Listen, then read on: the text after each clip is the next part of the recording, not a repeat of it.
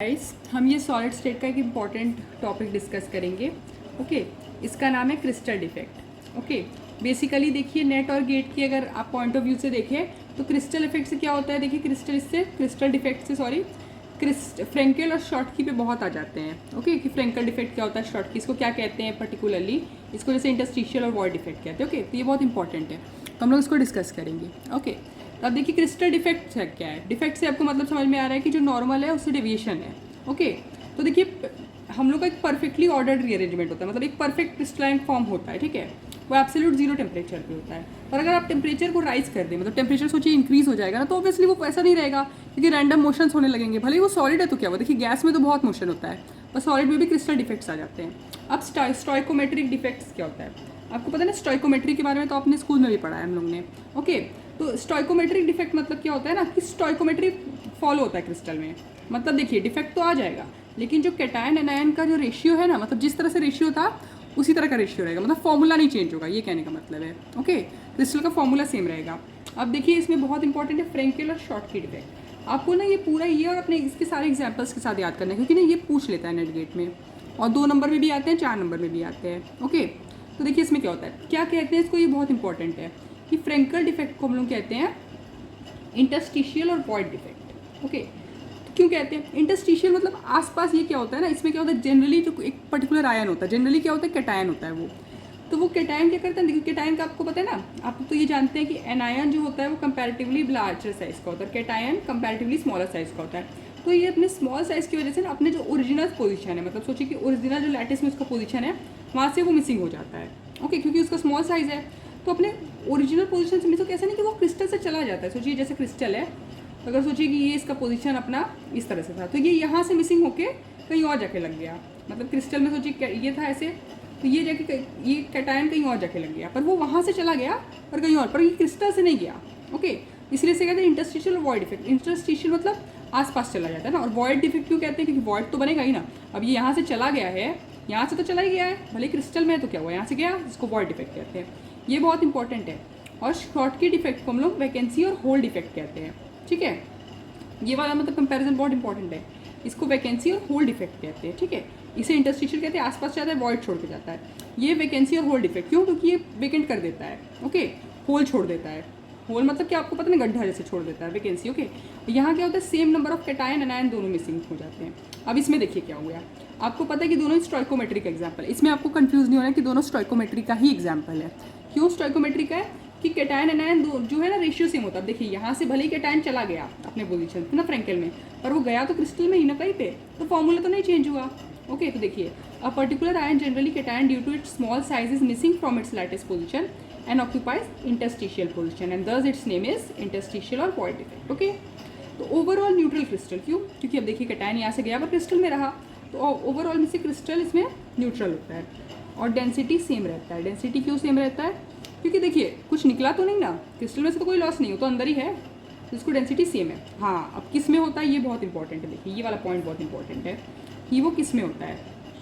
देखिए जिस आयनिक सॉलिड्स होते हैं, ऑब्वियसली आयनिक सॉलिड्स की बात कर रहे हैं हम लोग अभी, तो आयनिक सॉलिड जिसका कोऑर्डिनेशन नंबर लो होता है, ये आप देखिए भाई दो रिवर्स इन्वर्स चीज़ें हैं, लो कोऑर्डिनेशन नंबर जिसका होता है और large difference in size of cation and anion.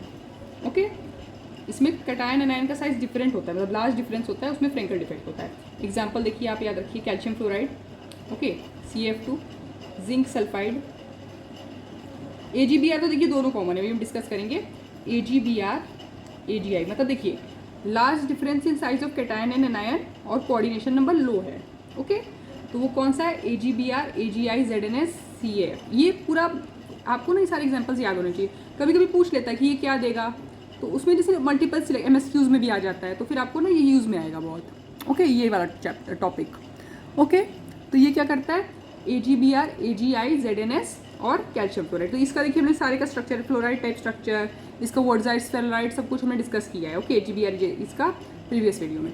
अब शॉर्ट की डिफेक्ट क्या होता है, शॉर्ट की डिफेक्ट होता है वैकेंसी और होल डिफेक्ट। यहाँ पे same number of cation anion, देखिए स्टोइकोमेट्री मेंटेन करते हुए कैटायन एनायन पर मिसिंग हो गया। ओके अभी भी न्यूट्रल है क्योंकि जितना कैटायन चला गया एनायन भी चला गया, ऐसा तो नहीं है ना कि कैटायन रह गया एनायन चला गया। ओके तो डेंसिटी डिक्रीज होता है यहाँ पे, क्यों, क्योंकि चला गया ना, ये क्रिस्टल से चला जाता है। ओके और ये किस में होता है, हाई, इसका जस्ट वाइसी वर्सा, हाई कोऑर्डिनेशन नंबर और small difference in size of cation and anion. जैसे देखिए अपने जो कॉमन होते हैं सोडियम क्लोराइड, CaCl।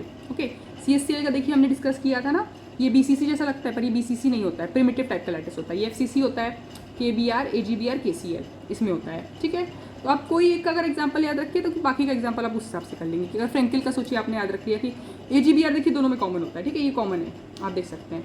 AgBr देखिए फ्रेंकल में क्या होता है, AgBr तो देखिए कॉमन है, AgI-ZNS-CF2, और इसमें क्या होता है NaCl प्रिमिटिव वाला, FCC वाला। ठीक है, AgBr कॉमन, KBr, KCl ये शॉर्ट की में होता है।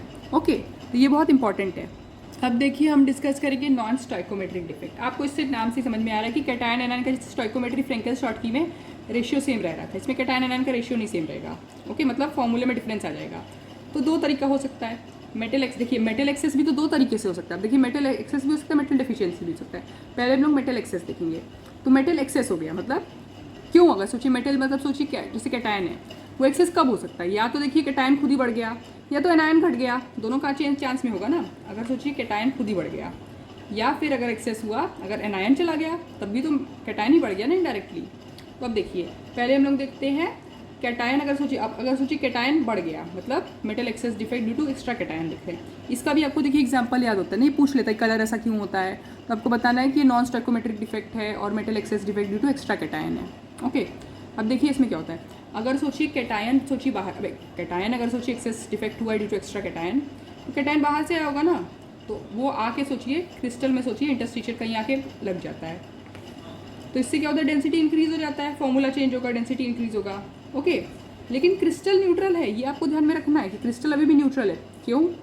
क्योंकि देखिए इंटरस्टिशियल साइड पे इलेक्ट्रॉन भी आ जाता है। कैटायन देखिए आ गया बाहर से, सोचिए कैटायन है वो आ गया सोचिए, ठीक है, लेकिन वो ऐसा नहीं कि पॉजिटिव चार्ज ज़्यादा हो जाएगा, मेटल एक्सेस डिफेक्ट हुआ है पर ये न्यूट्रल इसलिए रहेगा क्योंकि इंटरस्टिशियल साइड में इलेक्ट्रॉन भी आ जाता है। जैसे ZnO को देखिए स्प्लिट करते हैं तो Zn2+ प्लस O2-, ठीक है, और O2- को स्प्लिट करते हैं तो हाफ ऑक्सीजन प्लस 2 इलेक्ट्रॉन होता है। ये तो देखिए आपने हमने स्कूल में 11th-12th में भी पढ़ा है ये। ओके, जिंक ऑक्साइड के बारे में।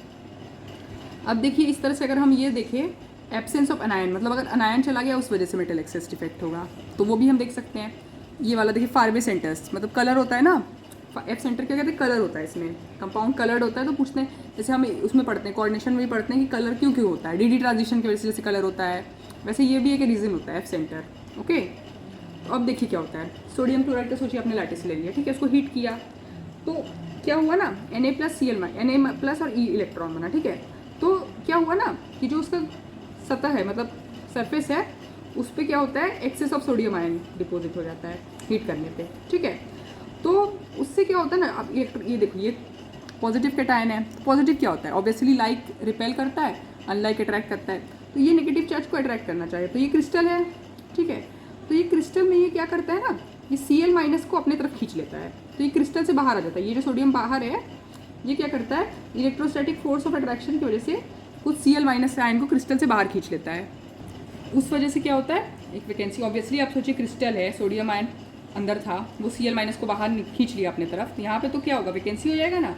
तो यहाँ पे जो वैकेंसी हो जाता है ना, ये सोडियम जो इलेक्ट्रॉन लिबरेट किया था, हमने बताया था ना Na क्या किया था, Na+ और इलेक्ट्रॉन लिबरेट किया था, वो वैकेंसी ही ऑक्यूपाई कर लेता है और इसे कहते हैं F सेंटर। ये इलेक्ट्रॉन जो प्रेजेंट होता है उसको F सेंटर कहते हैं, फारवे सेंटर्स कहते हैं उसको। ओके, तो क्रिस्टल अभी भी न्यूट्रल है क्योंकि जो ये सोचिए निकल गया, Cl तो निकल गया वहाँ से।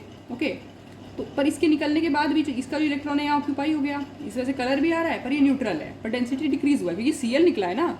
इलेक्ट्रॉन का तो कितना ही मास होता है आपको पता ही ना, बहुत कम मास होता है, 9.1 × 10⁻31 किलोग्राम, मतलब कितना ही है, 10⁻31 तो बहुत ही कम होता है। kg भी है तो क्या हुआ, बहुत कम है वो, 1 के नीचे सोचिए 131 जीरोज होगा, सोचिए कितना ज़्यादा है, कम है।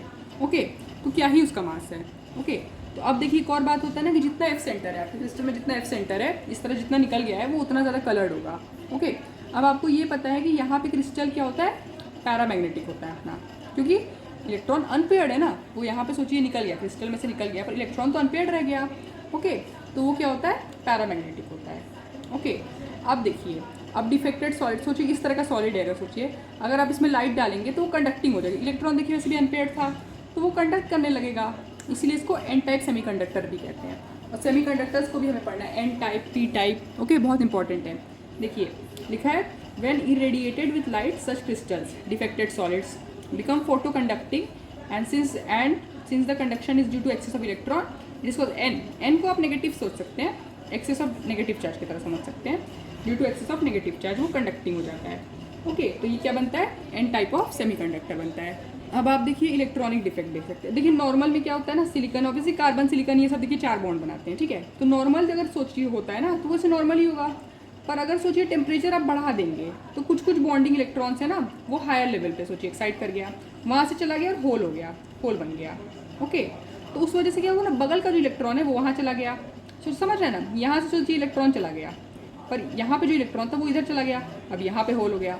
अब ये इलेक्ट्रॉन यहाँ चला गया, यहाँ होल हो गया। इस तरह से होल इस तरफ चला, होल बनता रह रहा है। ओके, तो क्या हो रहा है, एडजस्टेड देखिए when temperature is raised from silicon lattice then some of the bonding electrons may get excited to higher energy thereby creating a hole.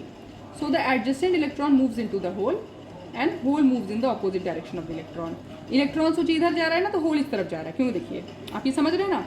अगर सोचिए कि यहाँ से चला गया एक इलेक्ट्रॉन, यहाँ से चला गया, यहाँ पे एक इलेक्ट्रॉन था, ये यहाँ चला गया, अब यहाँ होल हो गया, इलेक्ट्रॉन इधर आ गया, तो होल देखिए इधर जा रहा है, इलेक्ट्रॉन इधर जा रहा है, यही ये बोल रहा है। ओके, इस वजह से क्या होता है, इम्परफेक्शन हो जाते हैं, इसे कहते हैं इम्प्योरिटी डिफेक्ट। ओके, आयनिक सॉलिड में देखिए आप जैसे सोडियम क्लोराइड और SrCl2 अगर आप सोचिए डालें तो वो इम्प्योरिटी डिफेक्ट होता है। कोवेलेंट सॉलिड में भी अलग होता है, हम पढ़ेंगे अभी। अब देखिए आयनिक कंपाउंड में देखिए सोचिए सोडियम क्लोराइड और स्ट्रोंशियम क्लोराइड SrCl2 है, ठीक है। तो जब सोचिए NaCl के क्रिस्टल को हम लोग हीट करते हैं ना SrCl2 के साथ, तो कुछ कुछ सोडियम है सोचिए ना वो रिप्लेस हो जाता है। देखिए सोडियम को भी रिप्लेस, देखिए SA+ है ये, अरे सॉरी Na+ है, Sr2+ है, तो इसको इसकी बराबरी करनी है। अब चलिए ये अगर चला गया, ठीक है, ये निकल गया, पर इसको अगर कोई रिप्लेस करना चाहेगा तो ये इसके पास 2 चार्ज है ना, तो क्या होगा, ऐसा 2 होना चाहिए सोचिए। ओके, ये बोलने की कोशिश कर रहा है। When NaCl crystal is heated with SrCl2 then some of Na+ are replaced by Sr2+। For each Sr2+, 2 Na+ are missing, मतलब बराबरी का चार्ज आएगा ना।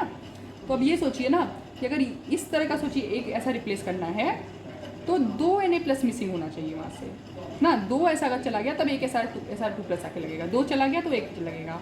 ओके, तो इस वजह से एक कैटायनिक वैकेंसी हो जाएगी। कैसे देखिए, अब सोचिए कि आपका यहाँ पे सोडियम था, अब एक सोडियम सोचिए 2 सोडियम चला गया, 2 सोडियम चला गया, ऐसे दोनों चला गया सोचिए, पर स्ट्रोंशियम तो एक ही है वो आया। अब यहाँ तो वैकेंसी हो गया इस वजह से कि स्ट्रोंशियम तो एक ही आया है, सोडियम 2 था, दोनों चले गए प्लस प्लस करके तो Sr2+ आया, चार्ज तो ठीक है, फिर यहाँ वैकेंसी हो गया, इसे कैटायनिक वैकेंसी कहते हैं। अब देखिए सेमीकंडक्टर्स होता है, इसको हम और डिटेल में डिस्कस करेंगे, एन टाइप पी टाइप को, कैसे एक्सेप्टर बैंड्स होता है।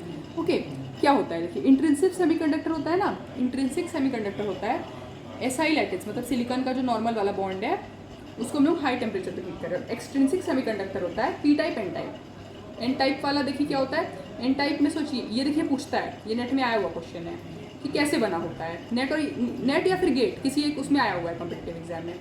तो देखिए अगर 14 एलिमेंट, मतलब ये कार्बन सिलिकॉन जर्मेनियम वाले ग्रुप को अगर सोचिए हम ग्रुप 15 के साथ ट्रीट करते हैं तो एन टाइप होता है, और अगर ग्रुप 15 को ग्रुप 13 के साथ करते हैं, बोरॉन वाले ग्रुप के साथ करते हैं तो वो पी टाइप होता है। ओके, पर हाँ एक चीज़ आपको जो बहुत ध्यान में रखना है कि दोनों जो बेटर कंडक्टर, सिलिकॉन से बेटर कंडक्टर होते हैं। ओके, सिलिकॉन से अगर कंपेयर करें तो दोनों ही बेटर कंडक्टर हैं। आप देखिए एन टाइप और पी टाइप का डायग्राम थोड़ा सा देख सकते हैं, क्योंकि ये भी ना नेट और गेट में आया हुआ क्वेश्चन है। ओके, इसका पूरा बैंड थ्योरी हम अच्छे से डिस्कस करेंगे, ये पूरा तो नहीं है। ओके, बैंड थ्योरी मतलब हम अच्छे से डिस्कस करेंगे, और ये कुछ फॉर्मूलेज भी है। और एन टाइप देखिए कैसे करते हैं, देखिए वैलेंस बैंड होता है, कंडक्शन बैंड होता है, ठीक है। वैलेंस बैंड मतलब जो आखिरी इलेक्ट्रॉन जहाँ जाता है फिल होता है वो वैलेंस बैंड होता है, उसके ऊपर वाला कंडक्शन बैंड होता है, ठीक है। तो कुछ ऐसा होता है ना कि मेटल में कंडक्शन और बैलेंस के बीच में गैप कम होता है, पर आपको अभी हम एन टाइप और पी टाइप की भी डिस्कस किए हैं तो अभी वही करेंगे। एन टाइप में कंडक्शन बैंड के नीचे डोनर बैंड होता है, ओके, ये आपको ध्यान में रखना है। और पी टाइप में क्या होता है, बैलेंस बैंड के ऊपर एक्सेप्टर बैंड होता है। ये बहुत इंपॉर्टेंट है, ये डायग्राम बना के ना गेट पे क्वेश्चन आया हुआ है। ओके, हमने डिस्कस भी किया है चैनल पे, आप उसको देख सकते हैं। ओके।